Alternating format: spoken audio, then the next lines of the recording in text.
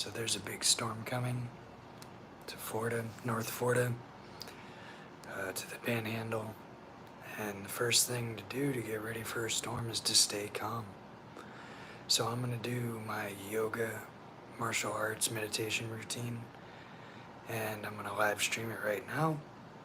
So I hope you follow along or develop your own system, your own routine to keep you happy, healthy, and calm. So when I'm done doing this, I'm going to hit the road.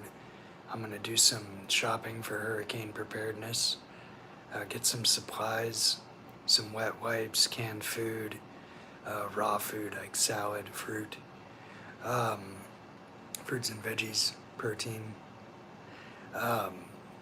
And yeah, then I'm going to hit the road and make deliveries until the last minute of the storm. Recently I posted some videos. I'm still asking for help. I've gotten almost all caught up on bike repairs. One of my bikes still needs a fender. The crank arms have been replaced. The flat tire was fixed. I got new tires on both of my tires on the big heavy-duty electric bike. So yeah, that's really good. I'm happy and I'm grateful. I'm taking care of these cats. I gotta get some cat food too when I'm out. I might get a big dumb bottle of wine because it's gonna be boring during this storm on Monday. If you're from Florida, you know hurricane time is party time. But yeah, so more likely I'm gonna get some more pre-workout than that bottle of wine in all seriousness, so I can keep doing my routine during, before and after the storm. So we're gonna start with the meditation, and I'm gonna do some yoga because I have not been very good with my routine every day. I've done it a few times this week, but I've been focused on making as much money as I can. So I've been out on the road almost all the time because it's slow. The summer's ending, so business is coming back. But yeah, get started with me here in just a minute. Get yourself settled in. Have some pillows or nice cushions to sit on, a blanket for your lap. And we'll listen to the nice nuns from the Shravasti Abbey leading us through a guided meditation.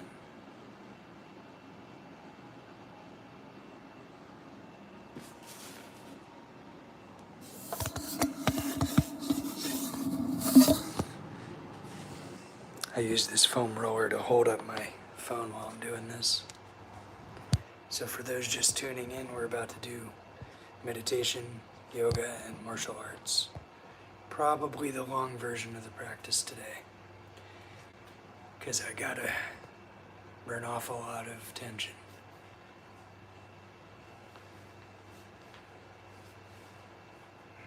So get yourself a comfortable spot to sit.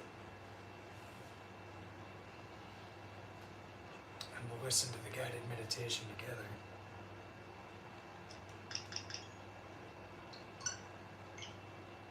This is a Tibetan Buddhist meditation on the Buddha. So there's a lot of visualizations.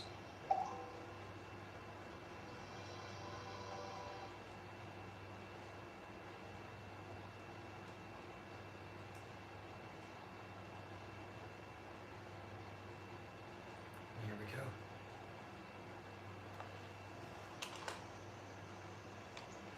Let go of the concept of inherent existence. Oops. Hey,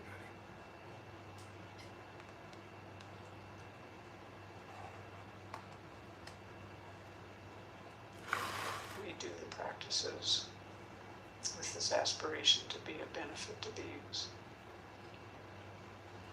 not to harm them,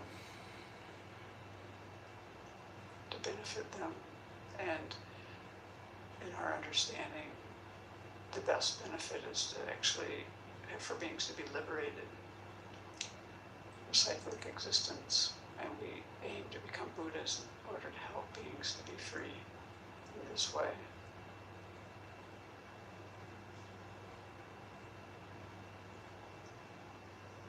So generate those thoughts in your own way.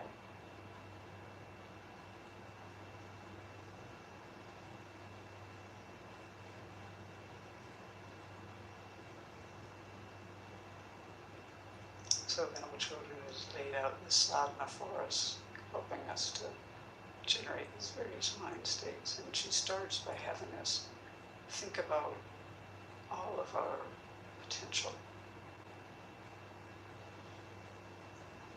all the kind of positive qualities that we can develop.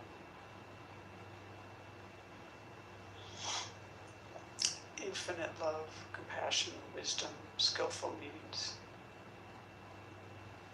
So imagine what it would feel like to be those qualities.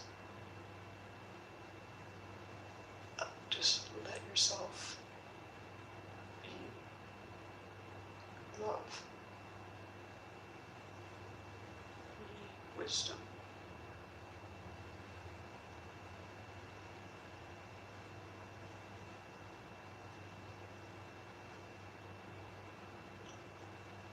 Try to feel the expansiveness and peace in your heart. The wisdom that it takes to have this kind heart. To be unencumbered in any way. Vast and expansive.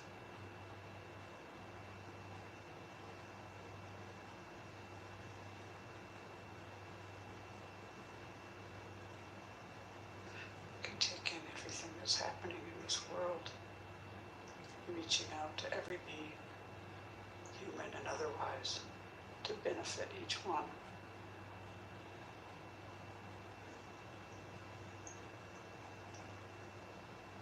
So now imagine that these qualities of love, compassion, wisdom, skillful means appear in front of you in the form of Shakyamuni Buddha. So imagine this Buddha in front of you, in a space in front of you made of radiant, transparent light. He's sitting on a throne, above which is an open lotus flower and cushions of the sun and moon discs.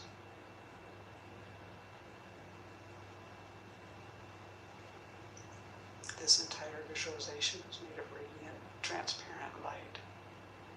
But you're imagining a living being with a light body. So you feel yourself in the presence of the Buddha.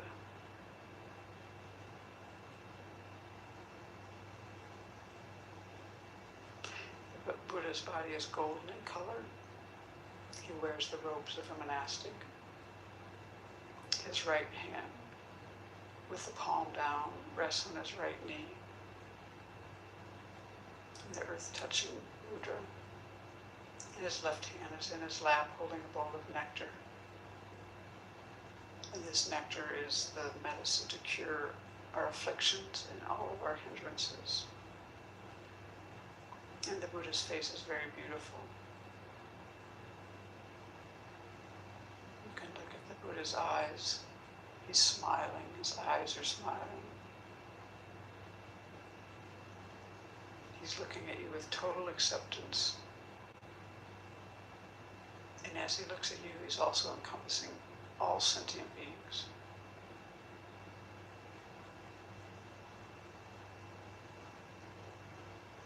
The Buddha's eyes are very peaceful, long and narrow.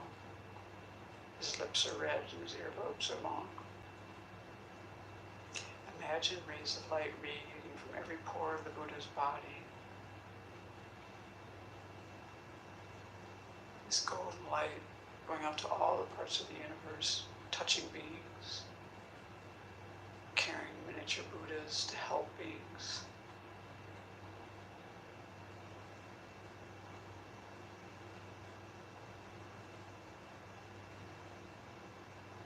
And as they complete their work, they dissolve back into the Buddha.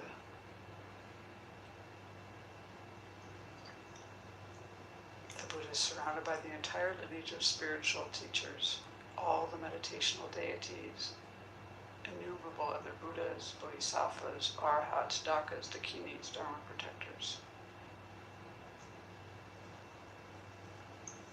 And at the side your each spiritual mentor is an elegant table, and on it are Dharma books. The sounds of the Dharma fill the air.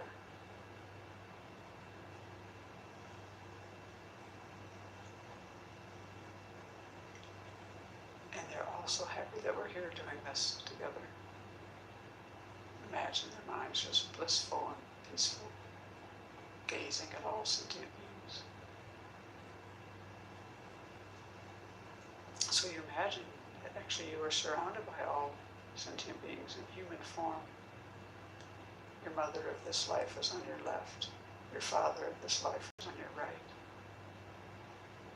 Any people you have difficulty with, you imagine in front of you, facing the Buddha, keeping them there for protection.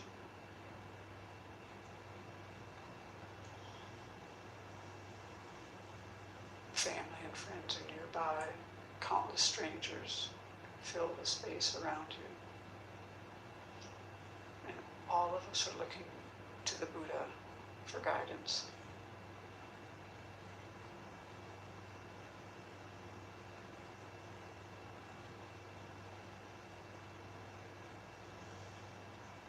So first we need to cultivate a sense of refuge. So we think of all the dangers of cyclic existence. Just think about how things are not secure. We run into dissatisfaction, often dukkha, often. And people, all the beings around us, all the sentient beings around us, are also in the same boat, floundering in cyclic existence. And many of them have not met any kind of teachings that will help them out of this quagmire. So we generate compassion. And now think of the wonderful qualities of the Buddha, Dharma, and Sangha, and generate this sense of confidence in them and their ability to guide you out of all of these recurring problems. To take refuge, we need to cause this kind of concern, this kind of alarm, fear type, and also this confidence and faith and the compassion. So it is possible, on the basis of your present life and mind, to free yourself from all of these undesirable experiences. So resolve to explore that possibility to the fullest.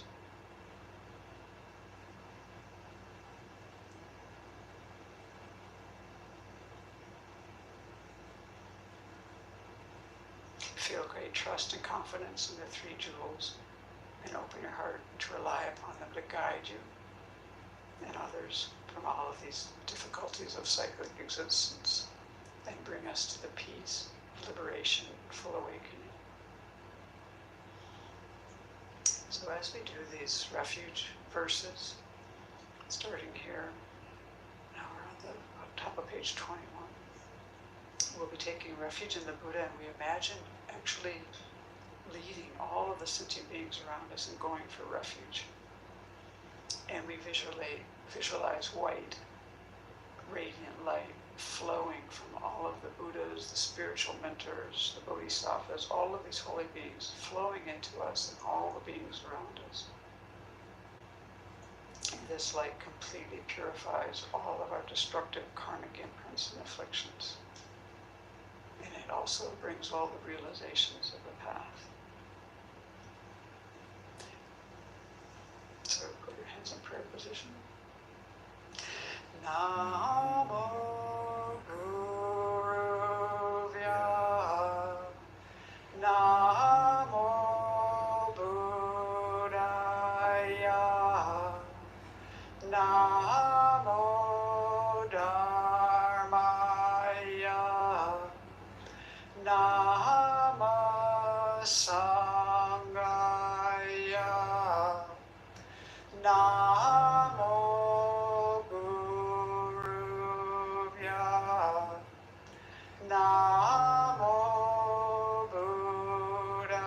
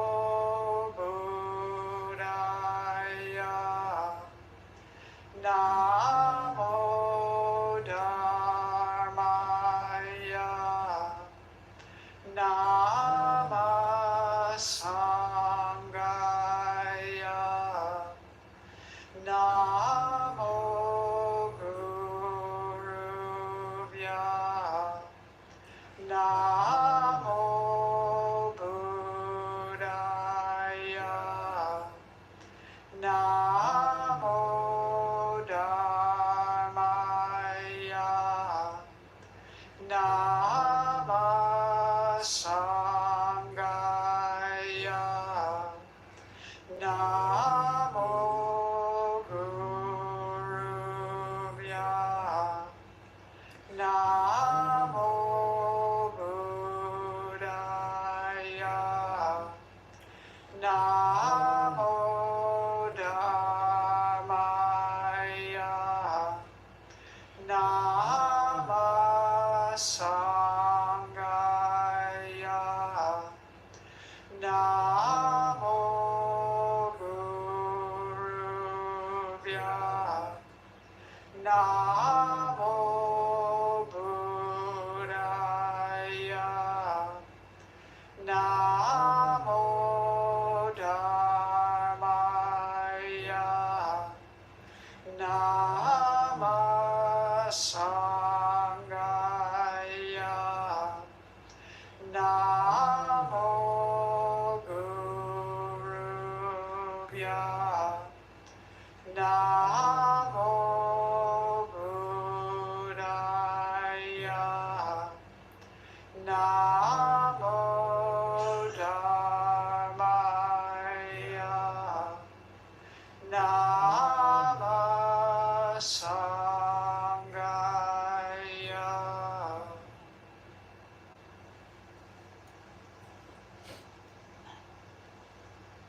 So feel that you've come under the protection of the three jewels.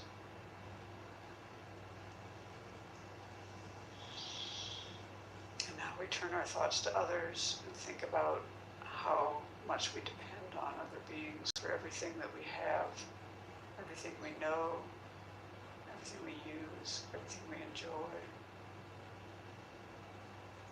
Our food, clothing, resources of every kind. These come due to the efforts of others. Our knowledge, talents, good qualities, these too are developed due to the kindness of others. And our ability to practice the Dharma certainly depends on others who brought the teachings to us over the millennia by generating realizations in their mind and teaching. So this is a very great kindness, all of these things we want to bring to mind.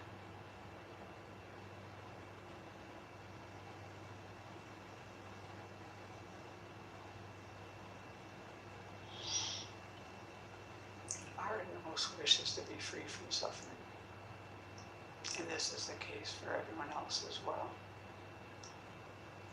We want to be happy. All beings want to be happy. And like us, they encounter many difficulties, problems, sufferings. And usually, actually, their difficulties are more so than our own. Not always, but often. And when we examine our capacity to help beings, we find that we're actually quite limited.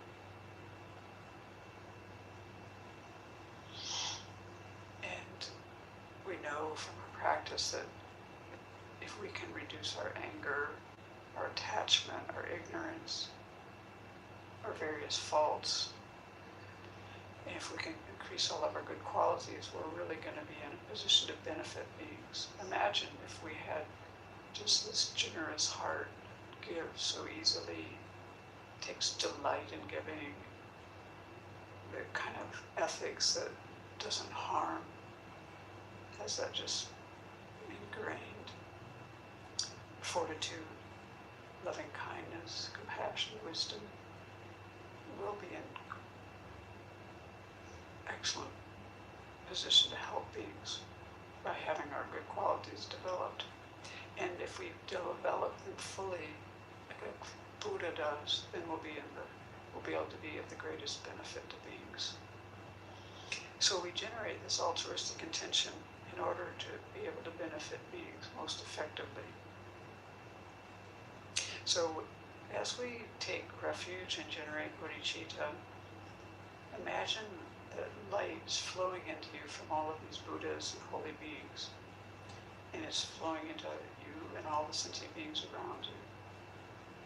So we're on the top of page 22. I take refuge until I have awakened in the Buddhas, the Dharma, and the Sangha.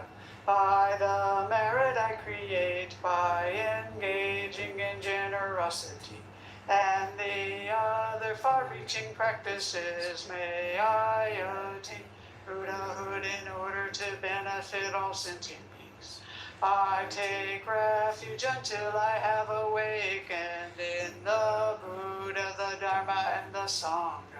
By the merit I create by engaging in generosity and the other far-reaching practices, may I attain Buddhahood in order to benefit all sentient beings. I take refuge until I have awakened in the Buddha, the Dharma, and the Sangha. By the merit I create by engaging in generosity and the other far-reaching practices, may I attain Buddhahood in order to benefit all sentient beings. So imagine the Buddha is so pleased with your altruistic intention. And a replica emerges from the Buddha, comes to the crown of your head, melts into golden light, flows into you. Feel that you and the Buddha have become inseparable.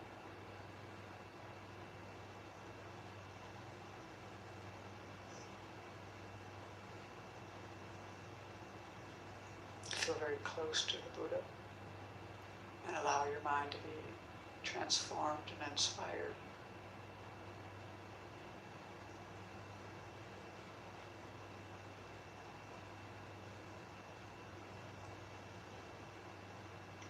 Let go of all conceptions you have about yourself. Let go of any self-denigrating thoughts.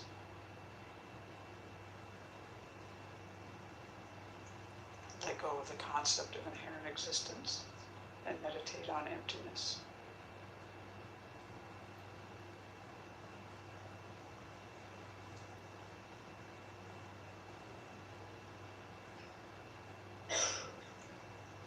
As your heart appears a small Buddha made of light, he radiates the light of wisdom and compassion in all directions throughout the entire universe.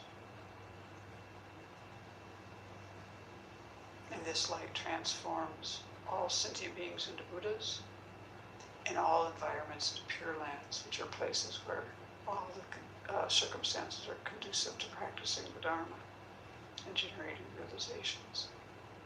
So imagine this.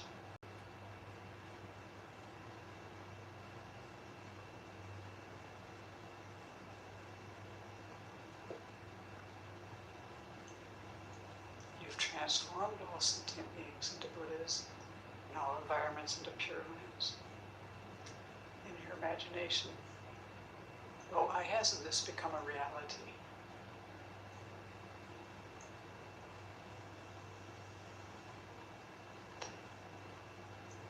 We sentient beings have bias, prejudice, we lack love, compassion, and joy.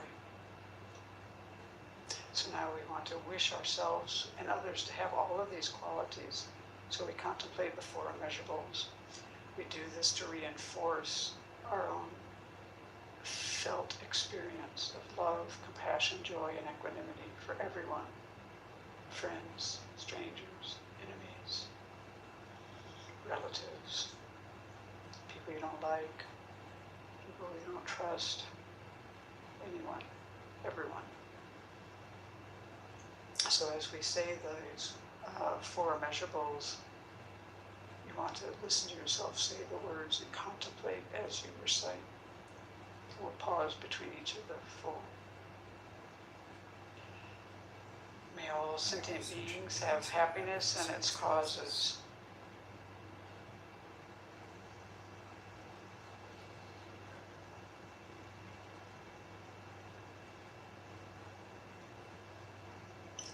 May all sentient beings be free of suffering and its causes.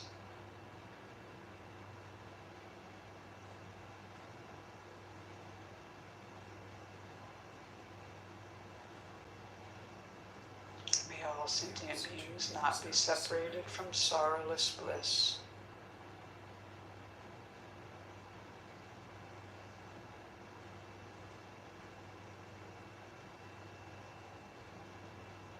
May all sentient beings abide in equanimity, free of bias, attachment, and anger.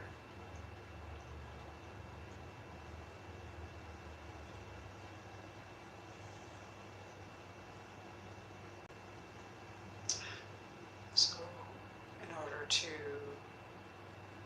achieve what we've just been aspiring towards, we need to purify our negativities, and we need a lot of merit. We need to abandon things and adopt things. So when we do this 7-limb prayer, this encompasses all this abandoning and adopting things. So we'll pause after each line. And you want to put your hands in the prayer position for this. Reverently I prostrate with my body, speech, and mind. So imagine yourself and all the beings, the sentient beings around you, making prostrations to all the holy beings in front of you in the field of merit, repeatedly prostrating.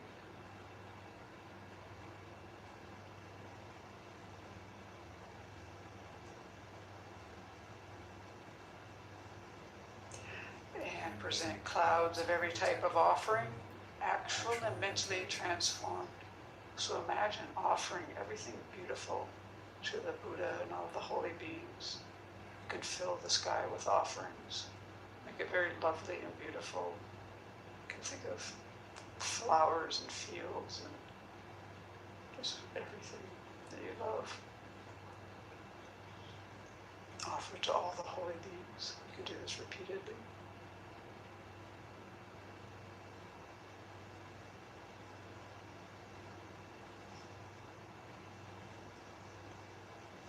I confess all my destructive actions accumulated since beginning this time.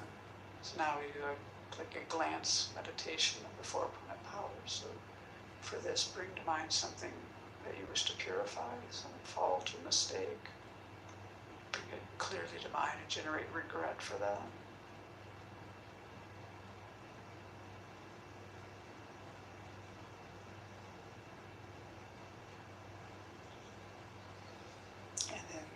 The other prana powers are taking refuge in generating bodhicitta, which we're doing in the practice. The practice itself will be the remedial action, but make a determination not to do this action again.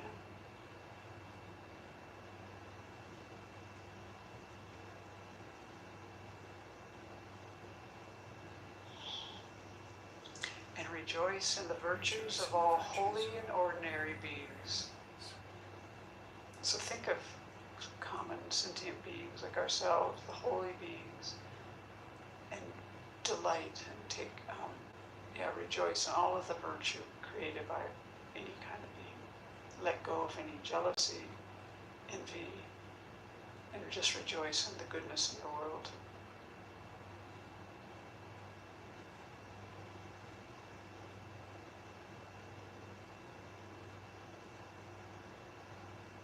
Use your own life experience. Think of things, people that you want to rejoice.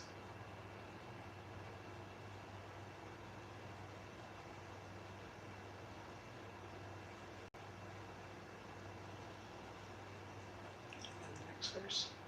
Please remain until cyclic existence ends. So now we offer a double dorje. This symbolizes long life. We offer this to the holy beings. We do this requesting them to live long, to always be a part of our life. And you can do this multiple times in your imagination.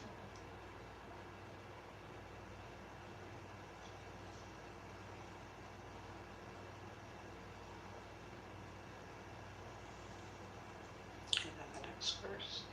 And turn the wheel of Dharma for sentient beings. So again, make this offering. You're offering with both hands this beautiful 1,000-spoke Dharma wheel, golden in color. Offering this to the teachers and the Buddhas to guide you and to continue to teach the Dharma.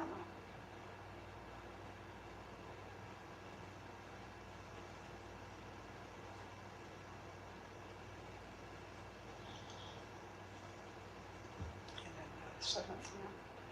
I dedicate all the virtues of myself and others to the Great Awakening. So now we steer these limbs toward full awakening for ourselves and all beings.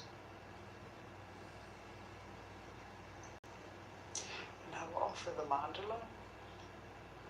Here we imagine everything beautiful in the universe, offering it to all the holy beings with the wish that they will continue to teach and guide us and that we can generate realizations in our mind. This ground anointed with perfume, flowers strewn mounts may room for land, sun, and moon, imagined as a Buddha land and offered to you. May all beings enjoy this pure land. The objects of attachment, aversion, and ignorance, friends, enemies, and strangers, my body, wealth, and enjoyments, I offer these without any sense of loss. Please accept them with pleasure and inspire me and others to be free from the three poisonous attitudes. Idam Guru Ratna Mandalakam Niryatayami. So imagine all the holy beings just delighted, and they receive your offerings. And the offerings melt into light and dissolve into them, and these all absorb into the Buddha's heart.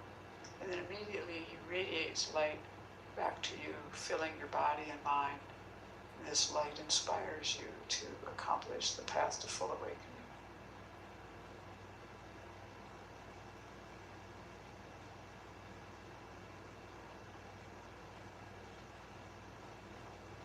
So in order to progress along the path, we need to develop realizations.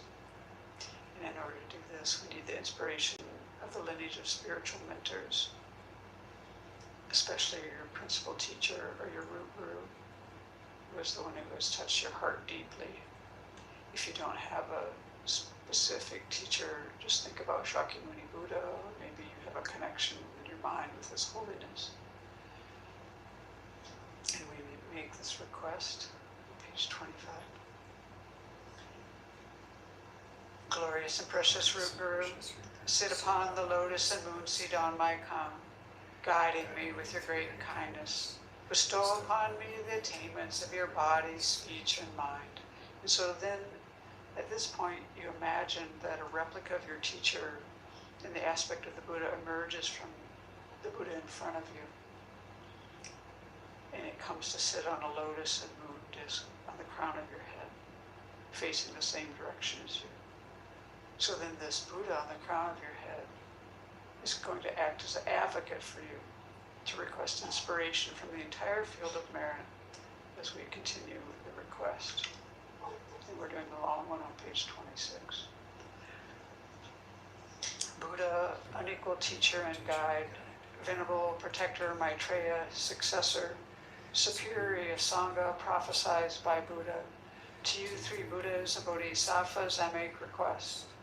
Buddha, head of the Shakya clan, the foremost guide, peerless in expounding emptiness, Manjushri, embodiment of the Buddha's complete wisdom, exalted Nagarjuna, best of the superiors who sees the profound meaning. To you three crowning jewels of clear exposition I make request. Atisha, upholder of this great vehicle, who sees the profundity of dependent arising. Drome Rinpoche, elucidator of this good path. To these two ornaments of the world I make request. Avalokiteshvara, great treasure of oblivious compassion. Manjushri, masteress, flawless wisdom. Tsongkhapa, crown jewel of the snowy land sages. Losamdrapa, I make request at your feet. Holder of the white lotus, embodiment of all the conqueror's compassion. Guide benefiting migrating beings in the land of snow mountains and beyond. Sole deity and refuge, Tenzin Gyatso, at your feet I make request. The eyes through whom the vast scriptures are seen. Supreme doors for the fortunate who would cross over to spiritual freedom. Illuminators whose wise means vibrate with compassion.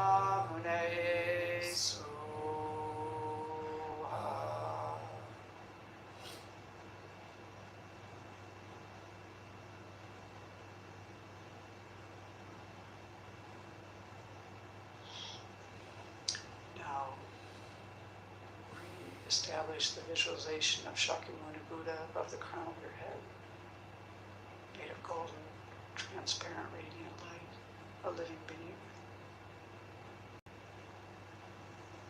And this Buddha melts into light and dissolves into you.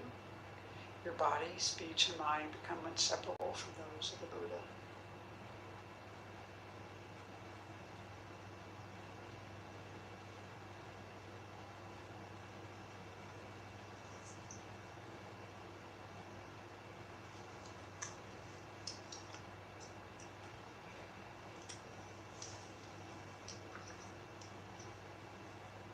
And then we'll make the dedication prayers, starting on the page that we're on in the sadhana, which is 27. Due to this merit, may we soon attain the awakened state of Guru Buddha, that we may be able to liberate all sentient beings from their suffering. May the precious Bodhi mind not yet born arise and grow. May that born have no decline, but increase forevermore.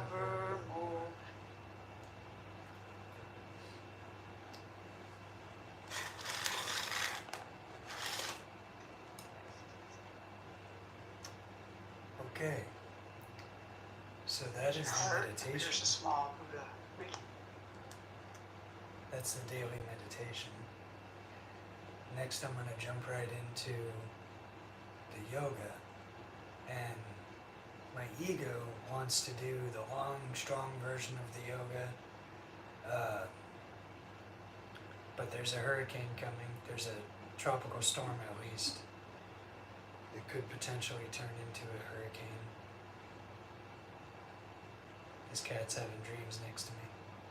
So when there's a big storm coming and you're preparing for an emergency,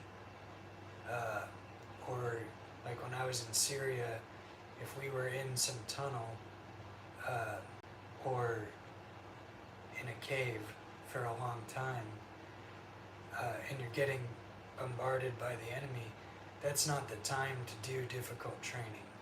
That's the time to do maintenance training, right? So I would do the easy version of the yoga when I was living in a cave in Syria or in a tunnel. I would do the meditation and the easy yoga. So right now there's about to be a tropical storm landing here in just a day or two. So I'm about to do the easy version of the yoga, and I encourage you to follow along with me. If you're just tuning in, you can rewind, watch the meditation, do the meditation to develop some protective mindset, develop some compassion and calm during an emergency. And yeah, so we'll dive right in here. I'm going to clean up the room a little bit and then do this yoga. And then I have to go out into the storm weather and make some money feeding people, doing deliveries on the electric bikes. And I have to get some supplies, go shopping before all the stores close and the power goes out.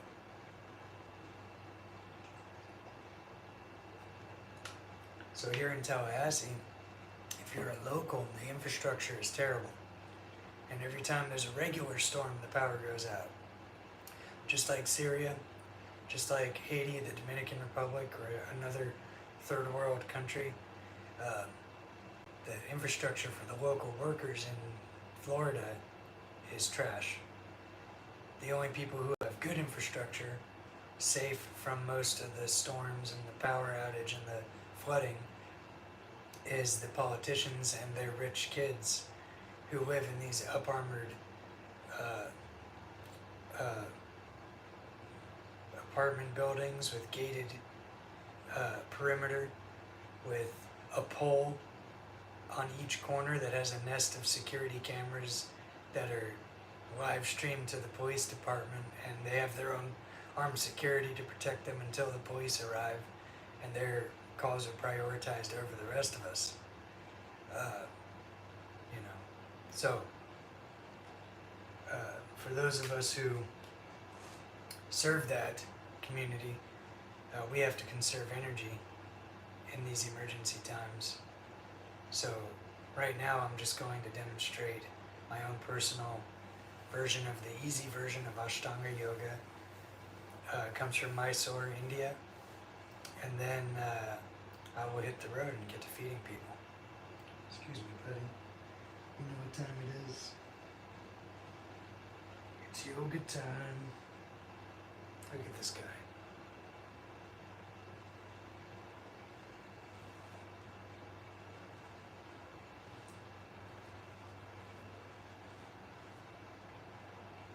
When I'm doing the yoga, they'll probably come try to sit on me. Thank you for the likes. I see 11 likes so far.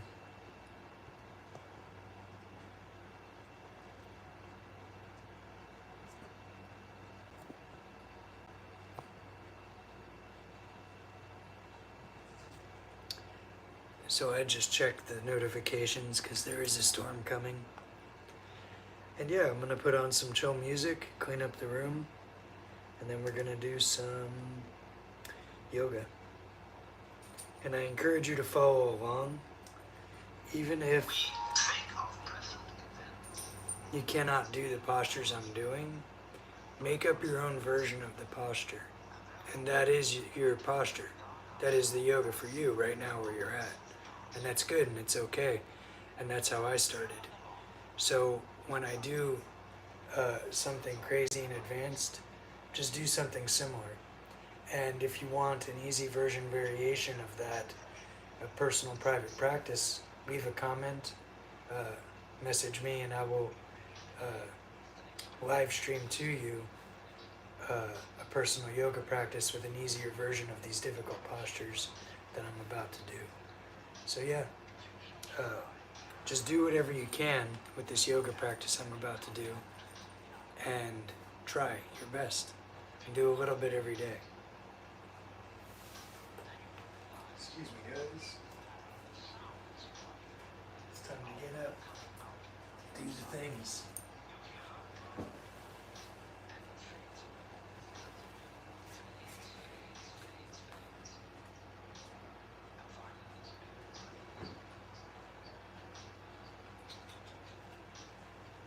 Yep.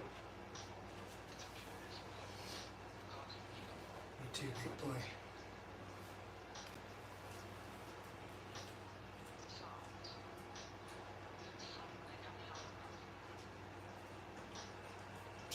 Put on some Alan Watts. For them to begin, they just appear and then they echo away through the corridors of the mind.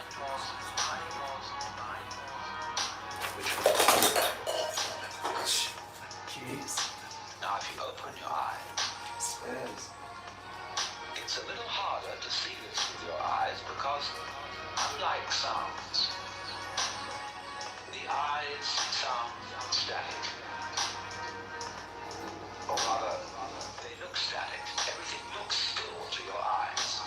But you must understand, the world you are looking at, say when you look at a light, that light is vibrating. All material things are vibrations, and they are vibrating at you now in the same way as the sound is vibrating on your ears. In other words, the present world that you see is a vibration coming just as the sound comes out of silence. The light is coming out of space. It's coming out of nothing, straight at you now, and echoing away into the past.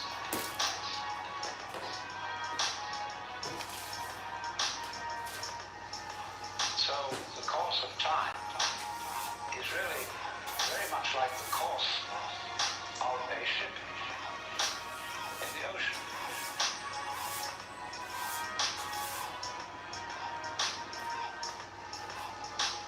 Because here's the ship, you see, and it leaves behind it a wake.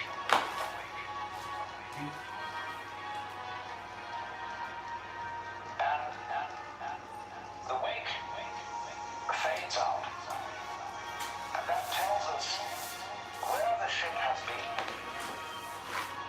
In just the same way as the past and our memory of the past tells us what we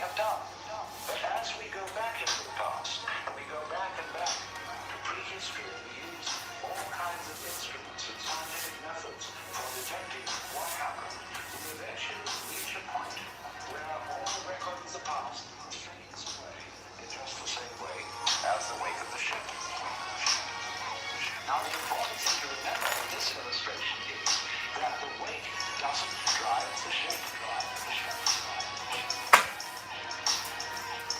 Any more than the tail wags the dog.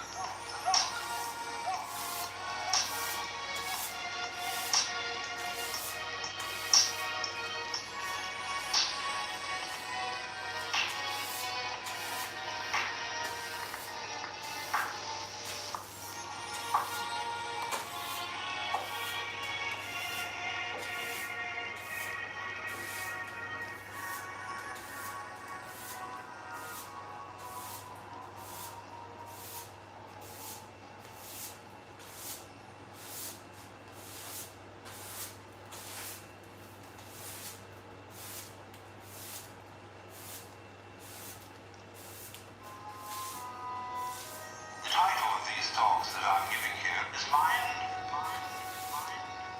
Over Mind.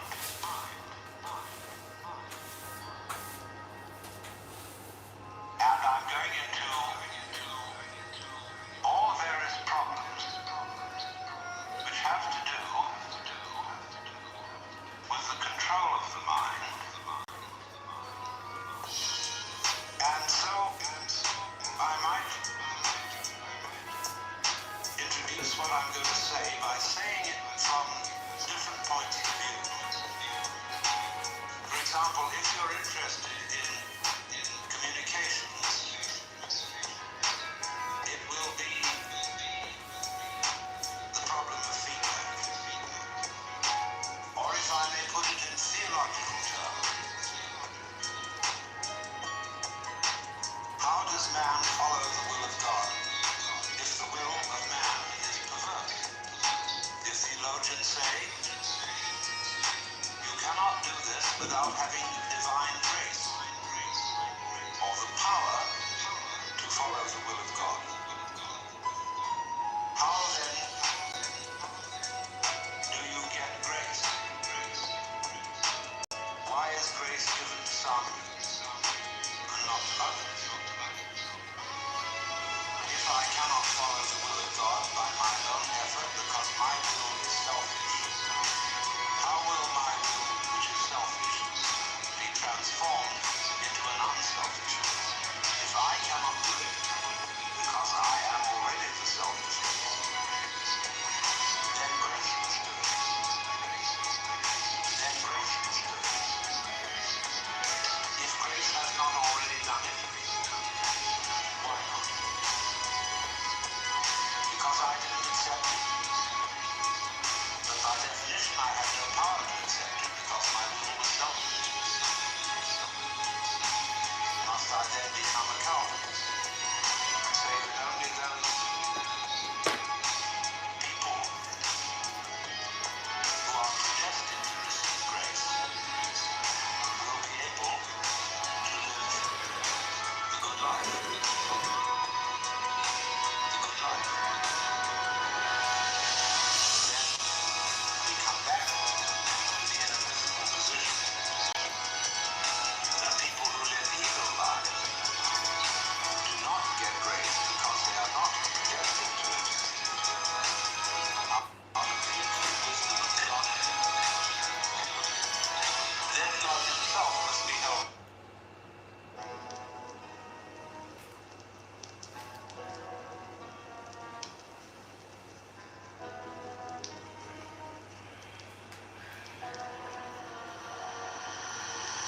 And so that is a nice little tangle. If I put this in the language of Oriental philosophy and religion, it would be something like this. The Buddha said that wisdom must come only from the abandonment of selfish craving or desire. The Buddha said that wisdom must come only from the abandonment of selfish craving or desire. One who abandons that desire attains nirvana, which is supreme peace, liberation.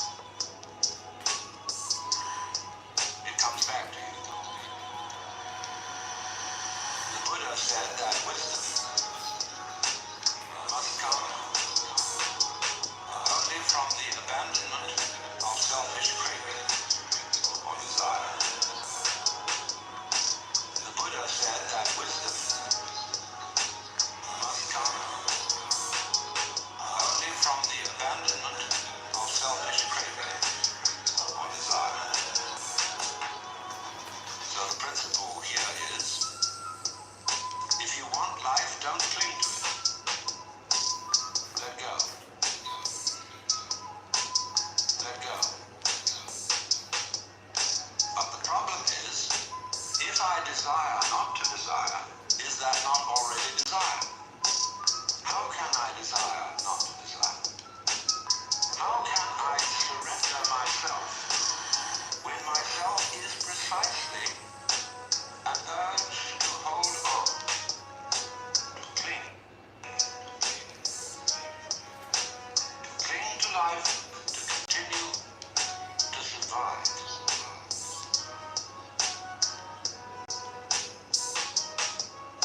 to survive,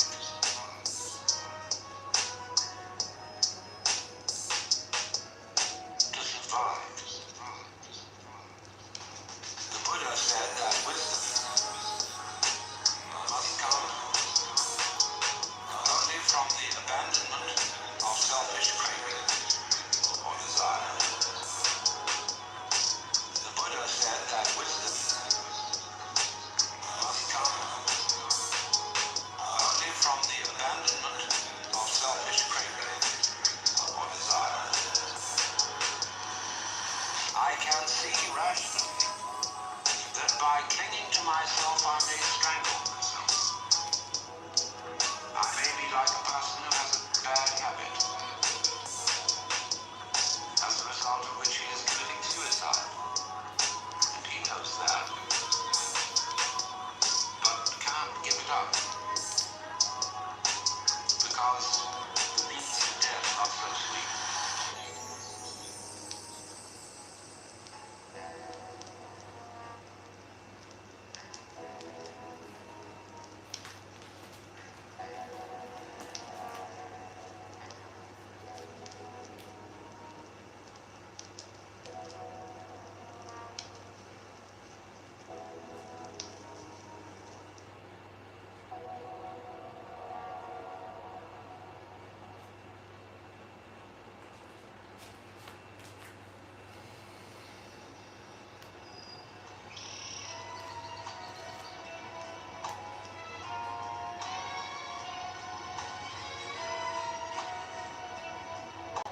So, it all comes down to this basic question. The human beings have for a long, long time been concerned about transforming their minds. Is there any way in which one's mind can be transformed?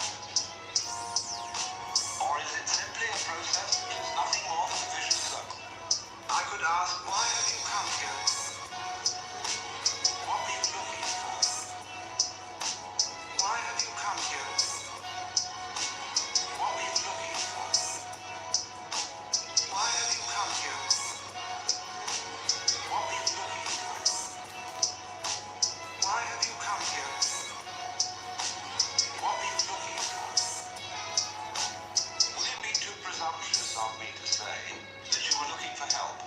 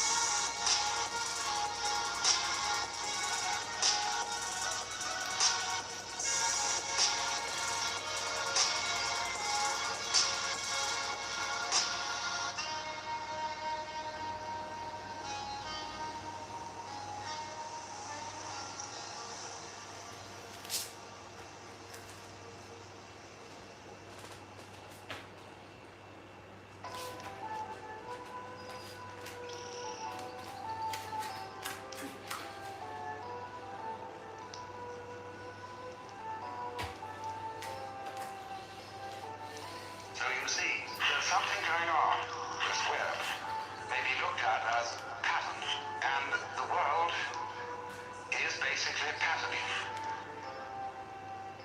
What else do you do? When you come to think of it. What else do you do? When you come to think of it. When you eat. You are turning food into the pattern of your skeleton, your muscles, and your nervous system. That's a pattern. And you say you see basically array for that pattern. That's a pattern. And you say you see basically array for that pattern. But then you want another pattern. You like to look through a microscope and see the patterns that exist in the small world and see the patterns. You like to look through a kaleidoscope or a kaleidoscope and see the patterns. You like to have paintings around and see the patterns. You like to watch the water play and see the patterns. You want to watch the birds go and the clouds and all that. Fascinating patterns. And that really doesn't it seem to be the point? I mean, what do you do when you're very rich?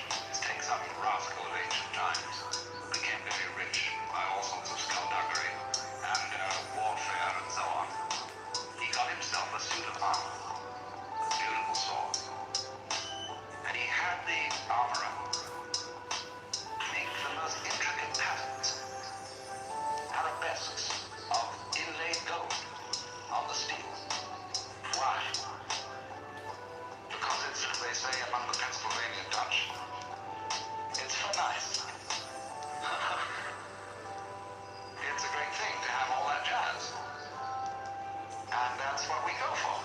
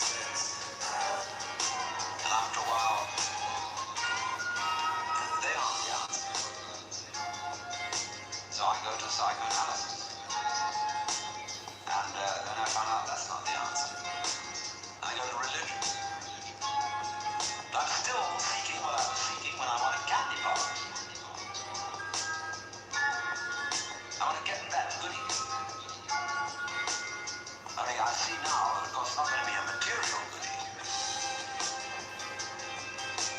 All material goodies fall apart. But maybe there's a spiritual goodies, not going to fall apart. But in that quest, the quest is not different from the quest for the candy bar. Same old story. Only you've refined the candy bar, made it abstract and holy and blessed and so on. So it is with the higher self. The higher self is your own ego. And you sure hope it is eternal. Food, sex, power. I absorb myself in literature, poetry, music. Food, sex, power. I absorb myself in literature, poetry, music. Food, sex, power. I absorb myself in literature, poetry, music. Food, sex, power.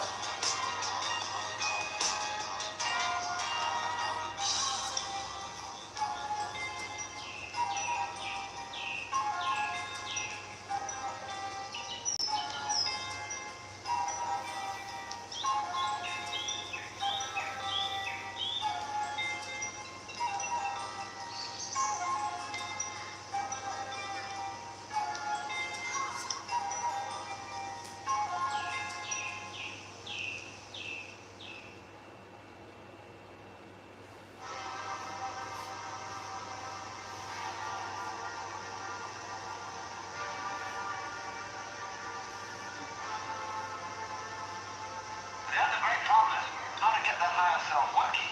How does it make any difference to what you do and what you think? I know all kinds of people who've got this higher self going, practicing their yoga, but they're just like ordinary people.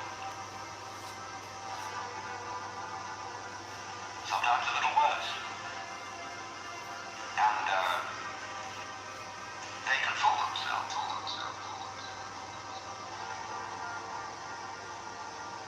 themselves. They can fool themselves. They can say, for example, well, my point of view in religion is very liberal. I believe that all religions have divine revelation in them. But I don't understand the way you people will fight about it. You fight, say that we Jehovah's Witnesses have the real religion. The real religion. Others say, well, we Roman Catholics have it. And the Muslims say, no, it is in the Quran. And this is the right way. This is the right way. This is the right way. This is the right way. This is the right way. This is the right way. This is the right way. This is the right way. This is the right way. This is the right way. And somebody else gets up and he may be a rather highbrow Catholic and say,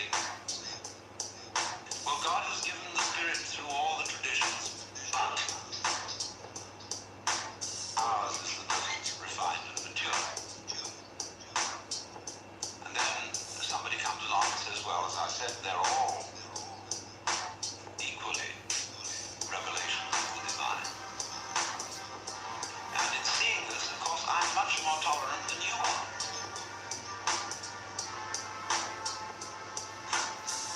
You see? And how that game is going to work? Yeah, I can take this position. Supposing you regard me as some sort of a guru, and you know how gurus hate each other, always putting each other down. And I could say, well, I don't put other gurus down. See, that outwits all of them. See, we're always doing that. We're always finding a way to be one up. And by the most incredibly subtle. So you see that, you see? And you say, I realize I'm always doing that. And tell me, how do I not do that? How do I not do that?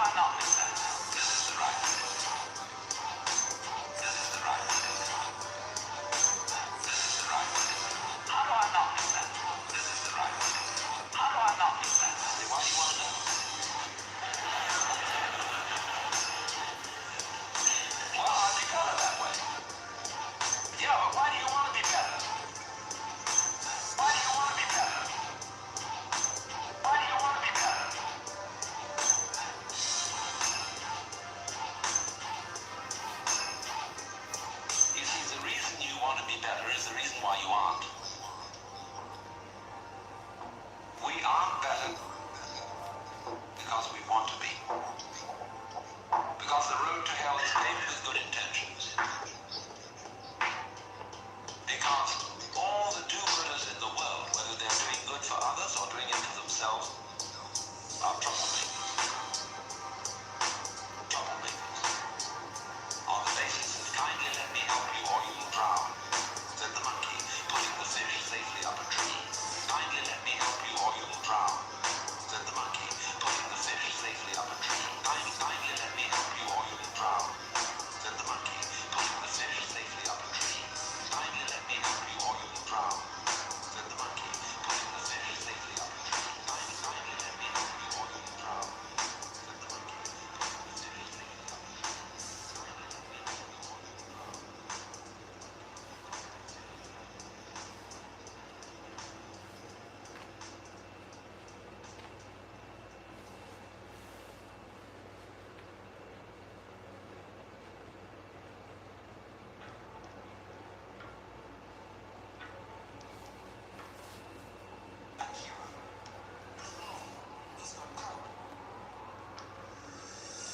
I first asked the kid, who are you? At the core of your soul. And if he can't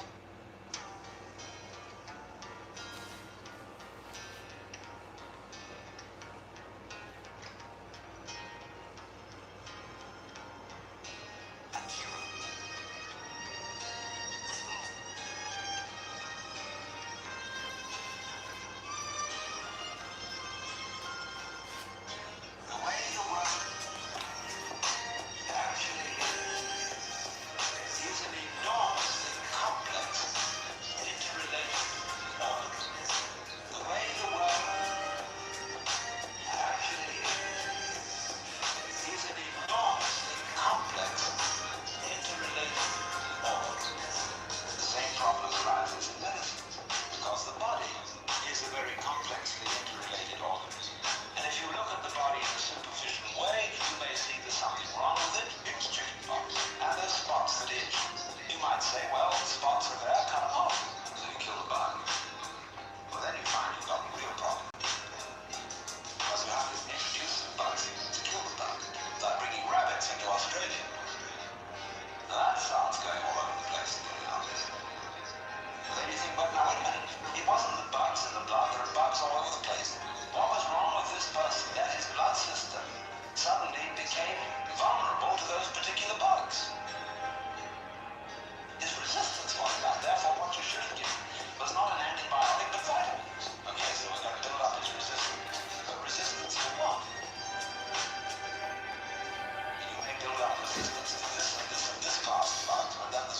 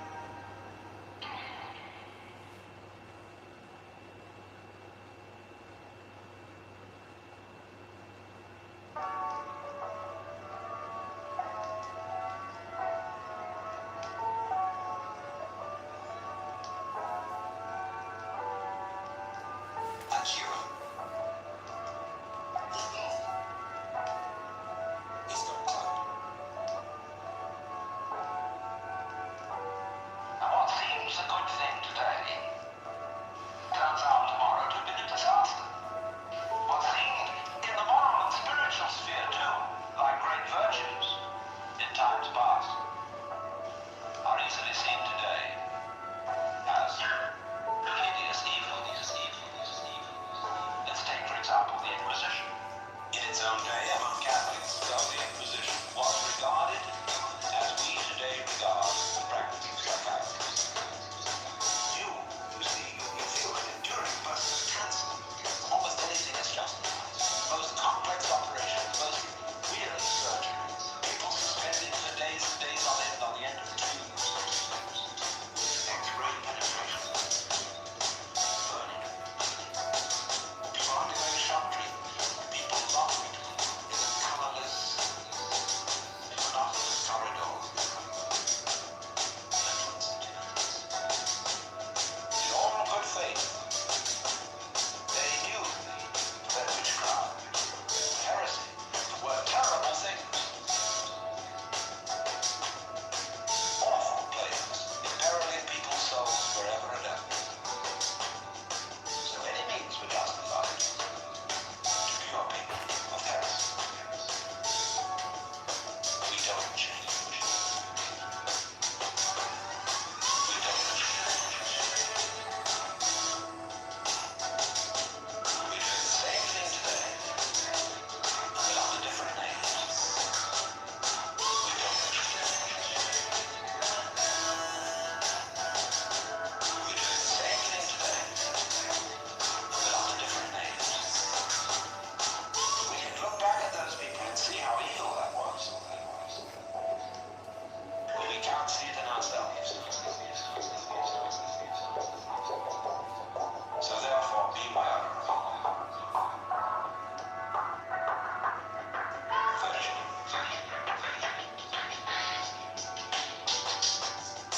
We don't We do the same thing today, but under different names. We don't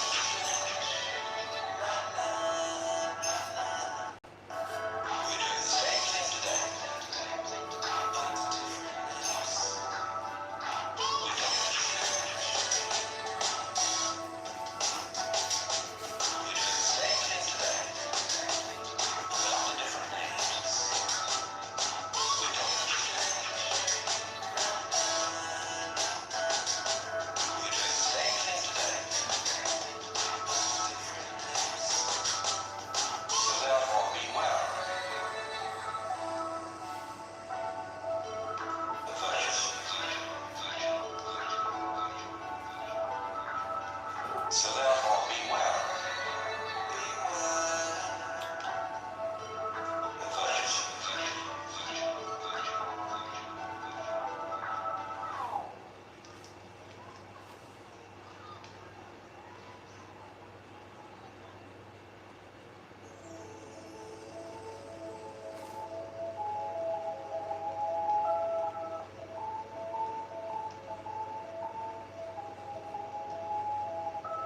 After the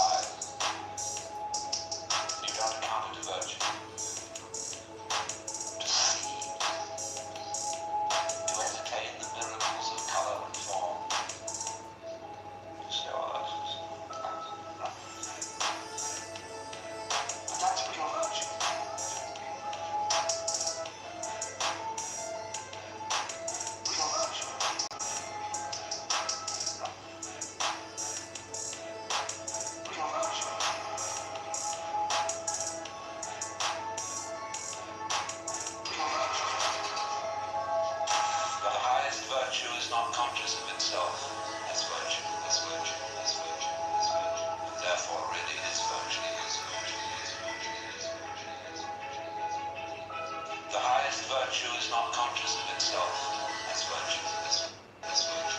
As virtue. Therefore, really is virtue.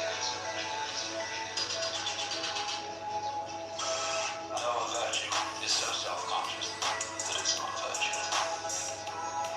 That it's not virtue.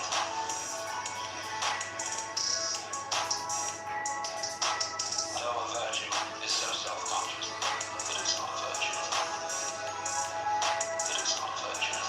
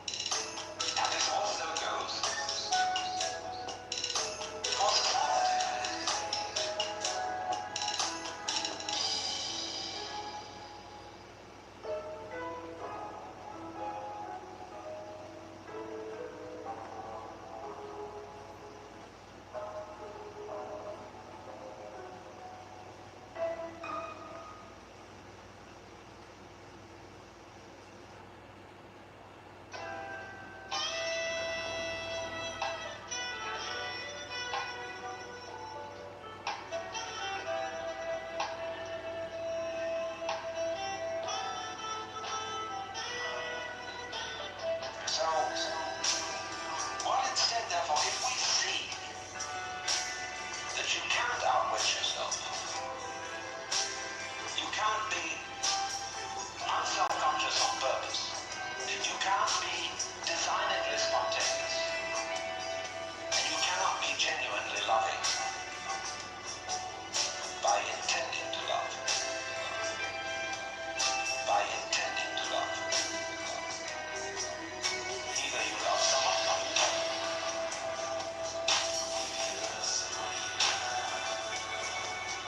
Either you love someone or you don't.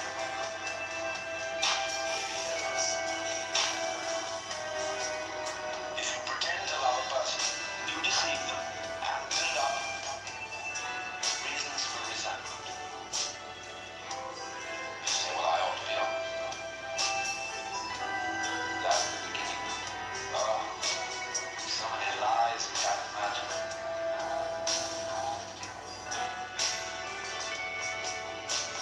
So many lies you can't imagine.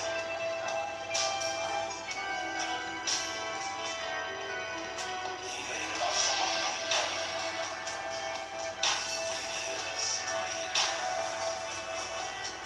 Either you love someone or you don't.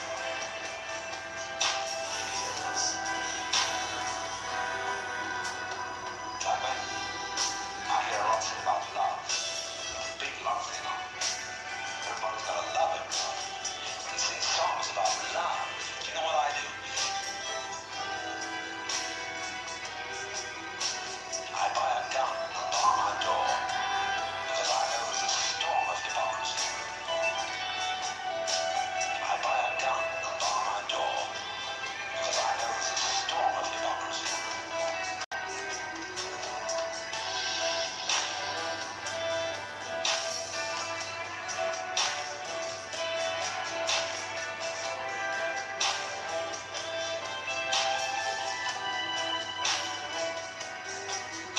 Either you love someone or you don't.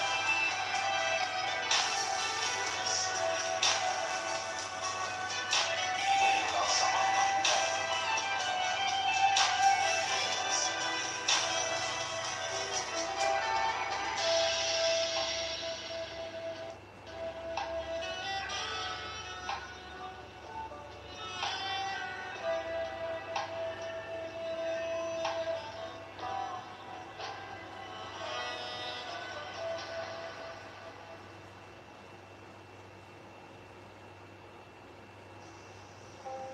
So, let's look at this thing from another point of view, which you will at first think highly depressing. But supposing we can't do anything to change ourselves. Suppose we're stubborn.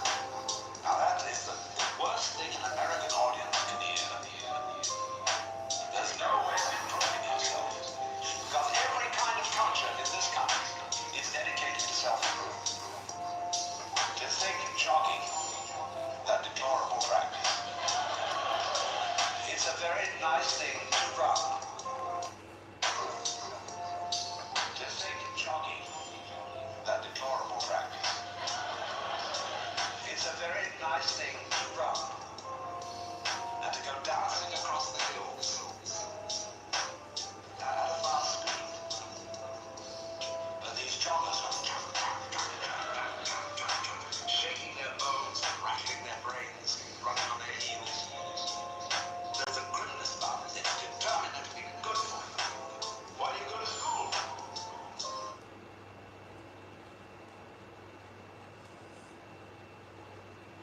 Okay, so we just did the meditation and the yoga practice, and I'm gonna call it there and go get some stuff done. If you're in Florida, get ready for the hurricane.